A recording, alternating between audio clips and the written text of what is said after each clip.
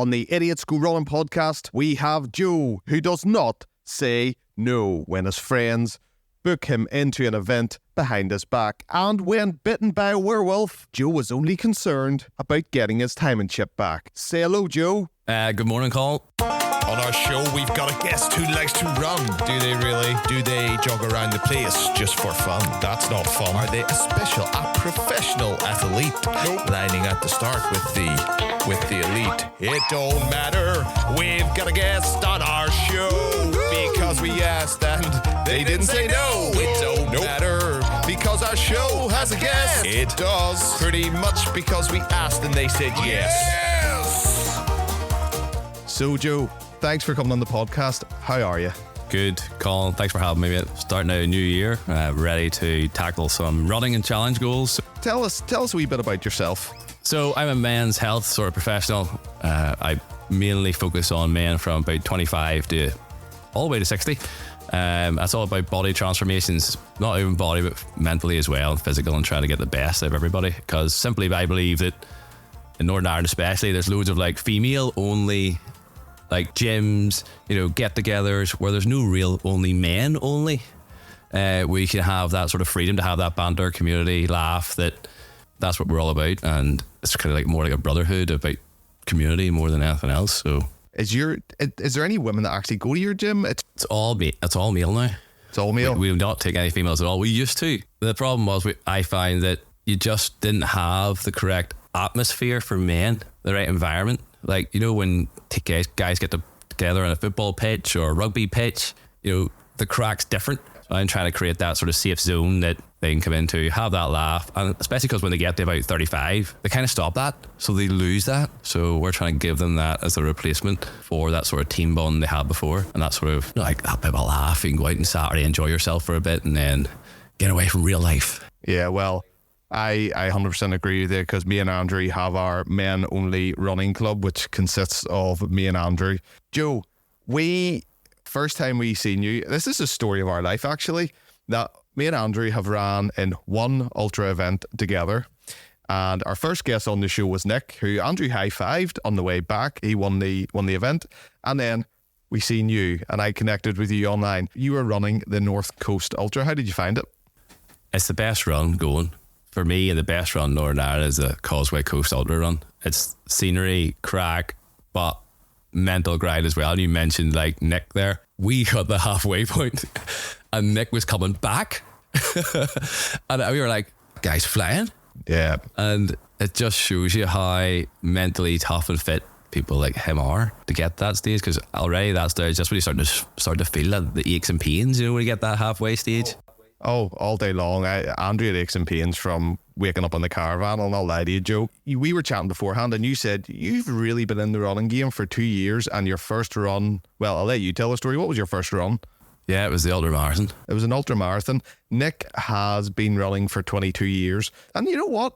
In relation, that's not bad. Being halfway behind him, that's pretty solid. I'm determined to catch him. Yeah, me and Andrew said the same thing. But although if I was on myself, I think I could have caught him. Andrew, I don't know. No, I'm only joking. Nick was flying, absolutely flying. I definitely think that within a short period of time, you can do it. I think anyone can do it. I think people just get scared of what they think they can do and the thought, because they usually drive 20 mile. So how are they going to run that possibly? But if once you change your thinking, you can actually go way further than what you think. And as I spoke to you before even we got on this, it's like, I used to hate running. I used to look at people and be like if you were out running and I seen you out running, it was raining slightly, I'd be like, what is that idiot at? Why is he out running? Why does he look so miserable? And now, if I see you out running, I'm like, oh, I wish that was me. Yeah, do you know what? I do the exact same thing. And thanks for calling me an idiot. It is, I have changed it to a term of endearment. So when you call someone an idiot, it's kind of a badge of honor in my book. Do you ever get the feeling where when you're driving somewhere and you're maybe driving, let's say from Belfast to the North Coast, you're thinking, I could run this. This is a good distance to run. And normal people doesn't even cross their mind. I know.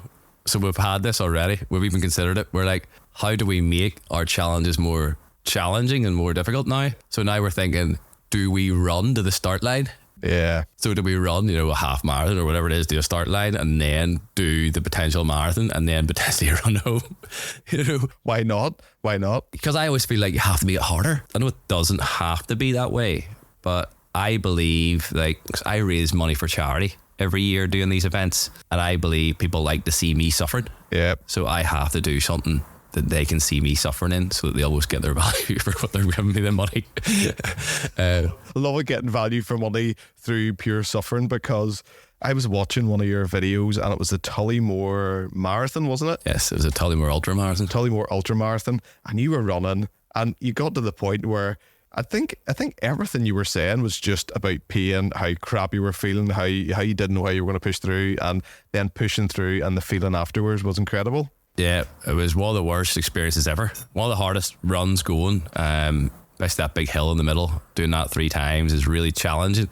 But I usually find that I get a hamstring issue every time I run about mile 20. And Tullymore, I got that at mile 8.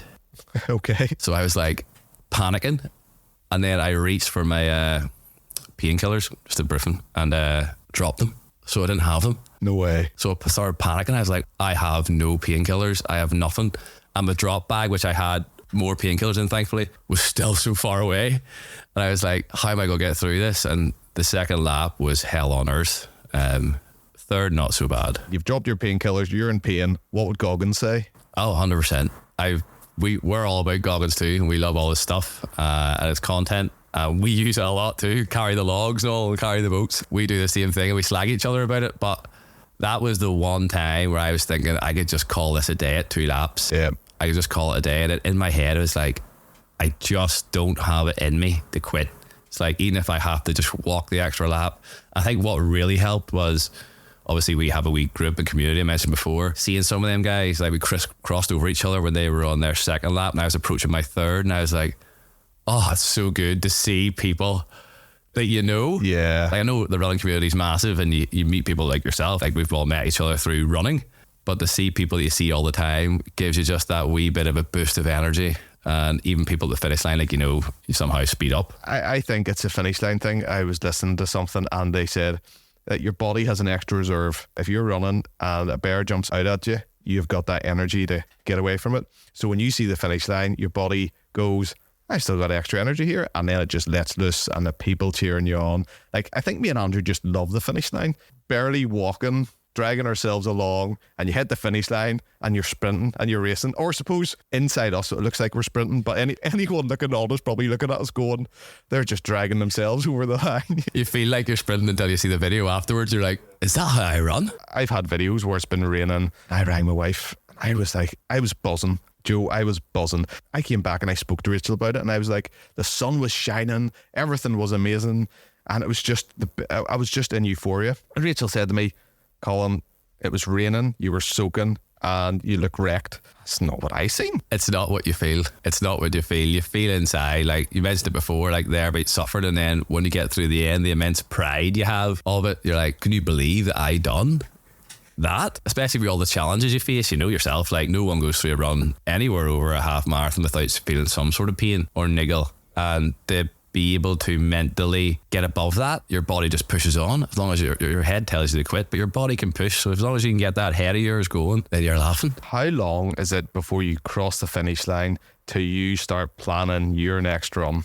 Oh, we have ours way ahead. Like, we're all in advance. Like, we have the majority this year all planned. And then we might see something stupid and be like, it might be 2 weeks away, and be like, oh, sure, we'll do that. So there's a special request marathon on the 23rd of December. And two of the guys I run with, David and Alan, they were like, oh, we're going to do it. And I was like, lads, I've had enough of running this year. It's like, my body's in agony. Yeah. So what they did was they booked me on themselves. So I got a receipt through the email that came through going, thank you for your purchase. And I was like, I hate you both. Because they know I'll have to do it. They know if I've got the thing, I'm going to show up. So we showed up and we done that.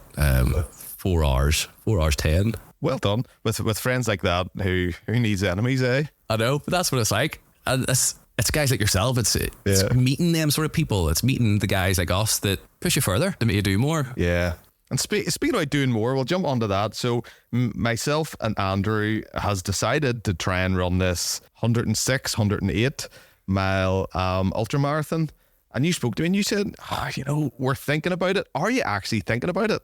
There's one guy, the guy I've talked to before is David. I'm pretty sure he's convinced he's going to do it. I want to go for a 24-hour one. Okay. So I want to do a 24-hour. How quick can I go in that period of time? And that kind of gives you a deadline or cut off of like, this is the time you need to be finished by. Yeah. Whereas I think that might, as crazy as it sounds, it might be more of a challenge than the 108. Don't get me wrong, you'll probably do more miles, because for me to get 100 mile out in 24 hour would be really challenging. Yeah. But then I would probably run faster to try and make it happen. But then you're running in a loop as well. I know you are running the loop. Kill me.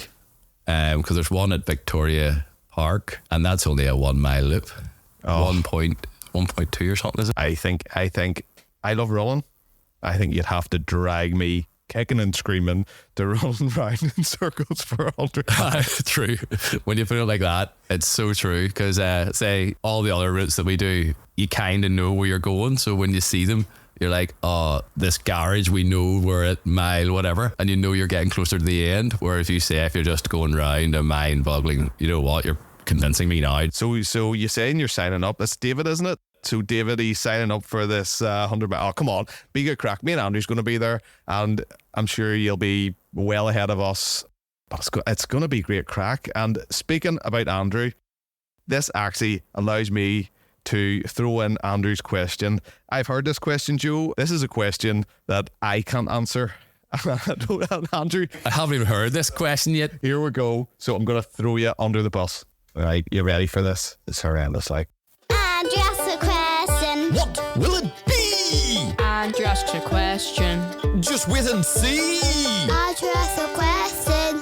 A mystery key, unlocking the answers with some curiosity. Joe, sorry I can't be in the studio with you guys today, but I do have a question for you, and the question's this. As you know, myself and Colin is running 108 miles. We're going to attempt to run 108 miles, and of course that's going to mean running through the night. I've never ran through the night before. I'm trying to cover every scenario. A scenario that keeps popping in my head that I can't get out, that I need answered. I've got a question I need answered, is what happens if me and Colin in the middle of the night are running, and then suddenly we hear footsteps coming behind us, and who pulls up beside us or runs up beside us but a werewolf, an actual real life werewolf, and he just turns to us and he goes, hope you don't mind me running the next 2 miles with yous to the next village. And obviously the werewolf's not from around these parts. I'm not quite sure where he's from, but accent it could be anywhere. And me and Colin look at each other and we think to ourselves, what's going on? Now Colin's too scared to speak to the werewolf, but I'm not, because I'm brave. And I say to the werewolf, what do you want to go to the village for? And the werewolf answers, oh, I'm very hungry, so I just want to go to the village, and I want to eat people. I want to eat people in the village, and that'll satisfy my hunger appetite. Again, accent, who knows where he's from. What do we do, Joe? What do we do? We've two choices, we've maybe three, but there's two things that come to mind. We could say, no, we don't want to run with you, and just leg it, just run away from the werewolf. Chances are, and the werewolf's going to chase after us and eat us, and that's not a good outcome. The second option, or the way I see it, is we'll say yes, you can run with us, and then you can go to the village.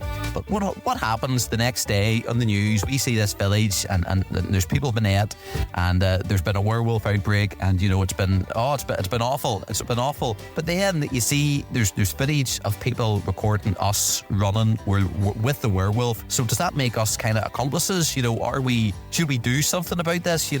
What should we do? Should we just run away, say no, run away, and maybe be eaten by the werewolf, or say yes, we're going to run with you, and then we're going to maybe get jail time because we're an accomplice to what's going to go down in the village? Is there a third option? Joe, let us know. Wow. Out of all the questions I thought you were going to give me, I was like, I would never have thought of this one.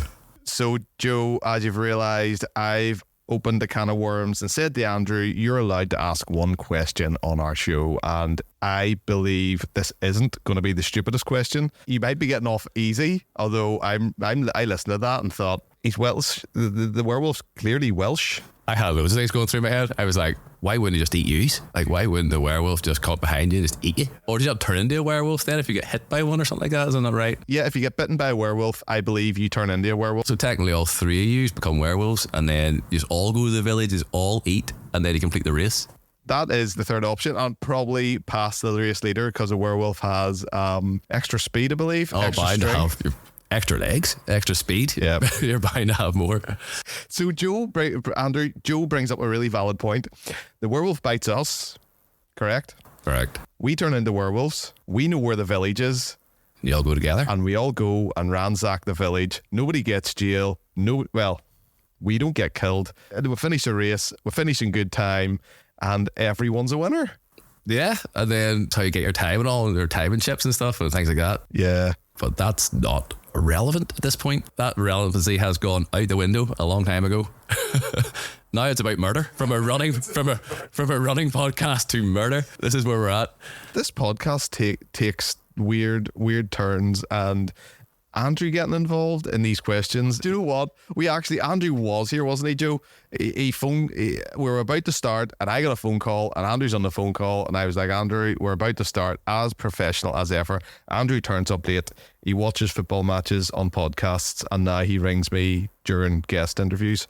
But you got to actually physically speak to Andrew. Is that what he's doing? He's watched the football match now? I don't think there's games on at the minute, but there's one podcast, Man United Liverpool. Turned it on, and then I turned it off because I'm professional. I wanted to listen to the podcast, and Andrew still had it rolling in the background.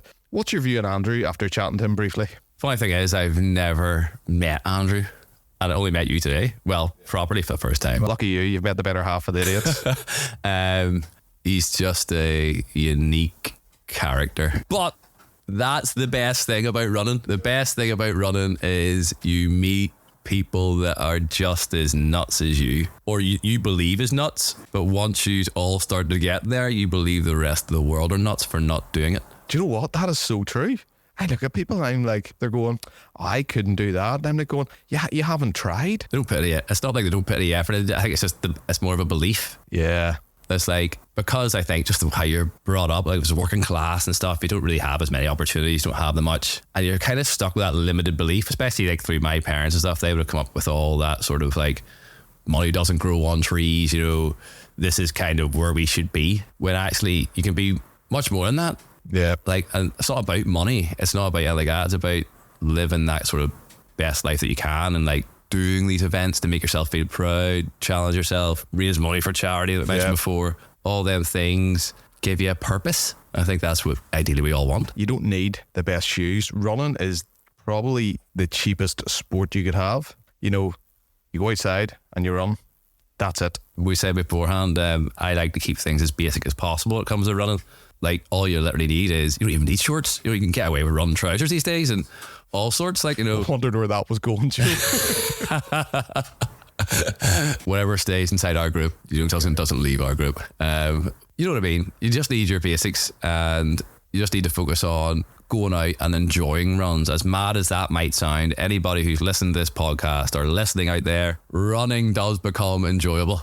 Yeah. At some point, because as I said 2 years ago, I used to dread it. I used to look at it going like, why would anyone do it? And it's because I didn't know how to run. Like, only recently, over these last 2 years, I've only learned how to. The running's, it's not about how fast you go. It's just about building up your own thing and your own speed. Yeah, and like, Joe, me and Andrew, we are not about running fast. We're not about being on a podium. We are not about that. We are about getting in McDonald's delivered midway through a long run, you know, doing 100 miles and finishing the run with, well, hopefully under the time with Happy Meal toy. That's a level me and Andrew are at. We just do it for the sheer fun. There's no other reason. And do you know what? The byproduct is you get healthy and you feel good. Sometimes you accidentally inspire people. You do accidentally inspire people. The best thing about all this that you mentioned there is like, is the healthy, is the fit. I love that someone turns around to me and be like, here, Joe, you wouldn't run over there to Belfast and get something? I'd be like, yeah.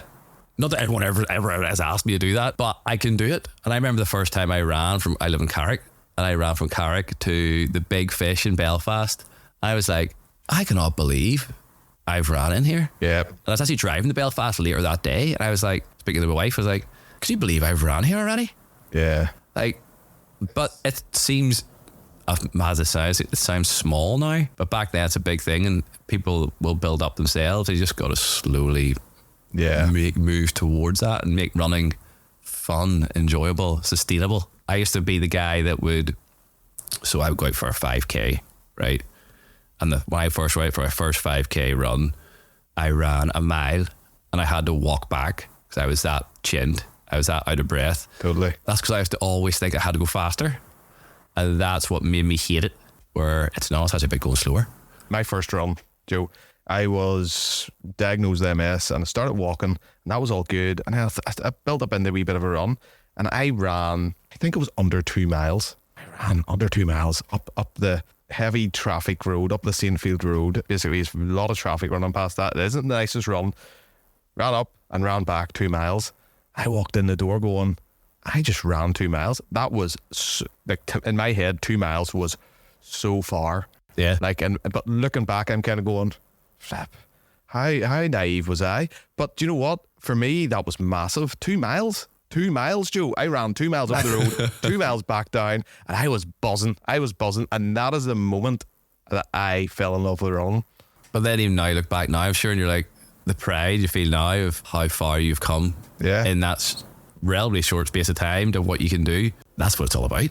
It's all about how much you can make yourself proud of the person you're becoming, fitter, healthier. Like, I love being fit. I don't want to lose it. My fear now is not doing enough running and losing it. And losing it all, because I was getting up to quite a good standard of fitness there, but obviously I do have a bit of an adductor sort of issue at the minute, so I'm trying to take it a bit easier. Yeah. And I'm worried now because I was running quite fast. I managed to get myself a sub-3 Amsterdam marathon. Wow. I know, so I managed to get that. That was my big goal for last year. And I remember being at the peak then, and now I feel like sometimes I go for a run. So I went for a run the other day.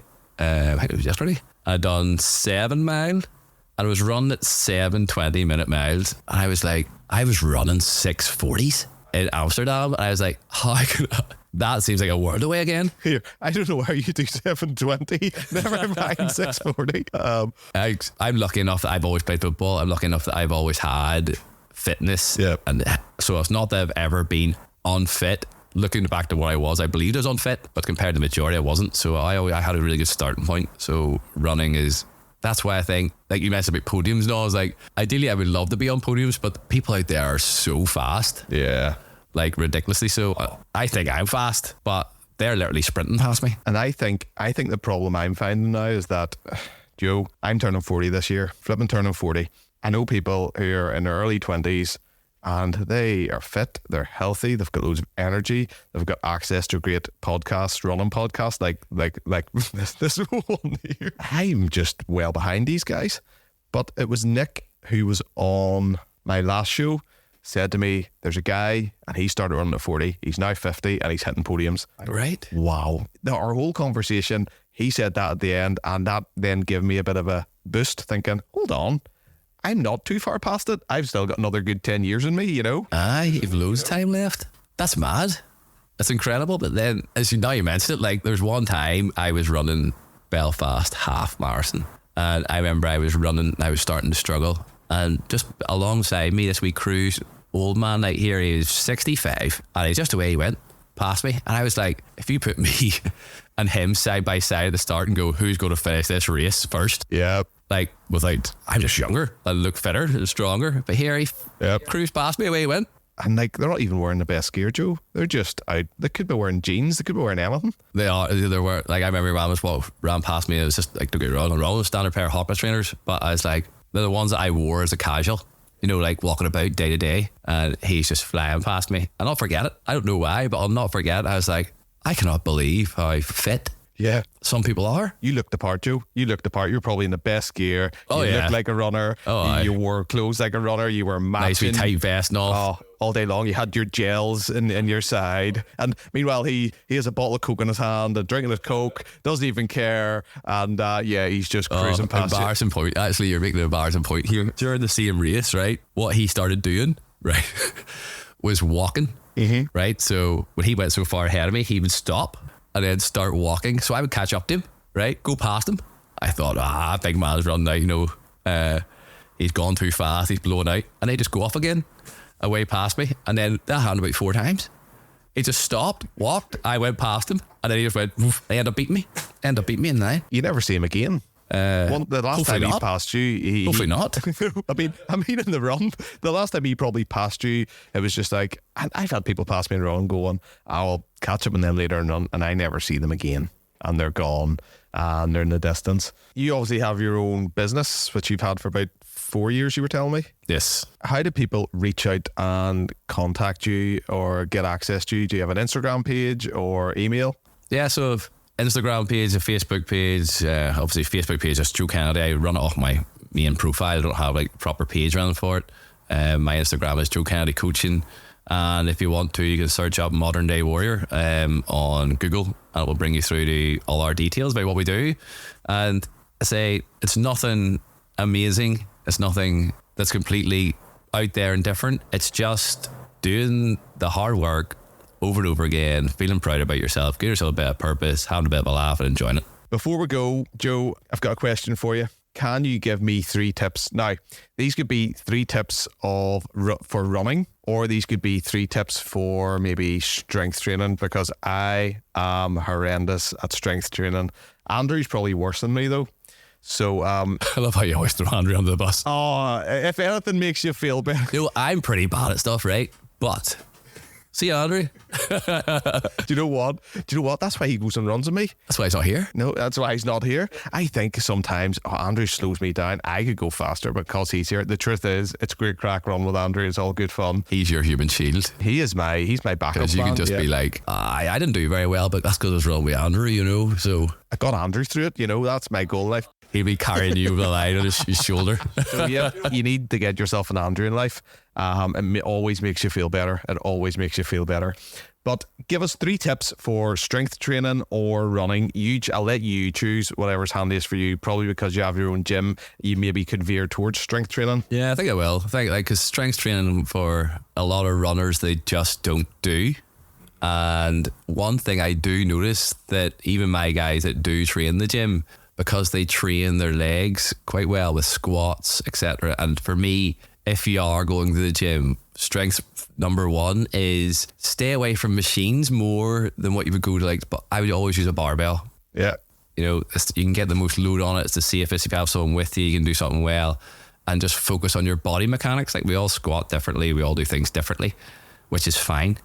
But don't worry about being judged by people. Just go in and try and build up your mobility, build up your strength. And for me, once you build up your quads, your hammies, you'll fly up those hills. And if you're unsure about when it comes to sets, what you should do, reps and stuff like that, for runners, I think you should just be focusing on things like low reps and as heavy as you can lift with good form and safely, obviously. But for me, if you think nice low reps, plenty of like barbell exercises and explosive work. So if you are in a gym, they happen to have like a box that you can jump on, you know, squatting down to potentially use explosive power to jump on top of that box and land in like a squatted position, or, you know, single leg stuff. Everything like that is going to boost your running. Yeah. No doubt about it. And I even find, like, if I stop, one time I tried taking a week off before a run from the gym, and my legs felt weaker than what they usually would. And I put that down because I hadn't done any resistance training that week. Where usually now my cutoff day would say my runs on a Saturday or Sunday. My cutoff day in the gym would be a Wednesday then. Okay. You know, so I can do my legs on a Wednesday. Not to a massive degree, but just to give them something to keep them going. And I find even some good runners now that I know, they say the big game changer with that is it gives you more power on hills, which means when everybody else starts slowing down, you can start gaining. Yeah. You start gaining on them. And then hopefully you get a downhill and you can recover. Is that 3 tips all in one, by the way? I kind of split it down into that. So it's just all about, say, focus on your barbell stuff. It should be try and stay away from machines because they just put you into one certain position. So number 1 would be go to barbells and free weights. 2 would be focus on strength. So don't worry about hitting out 20 reps or 30 reps. You know, just focus on getting in there, doing between 5 and 10, you know, as an outline number, and then obviously finish with your explosive work near the end, your box jumps, your single leg RDLs, your anything like that. If you want to try pull-ups and push-ups, Go for it. well worth it as well. Well worth it. Happy days. Joe, thank you so much for coming on the show today. Have you enjoyed it? Yes, it's been brilliant. It's been nothing like what I expected, Yeah. which was going through my head, but I loved it. So yeah, thanks for having me. Happy days. No problem. Thank you, Joe.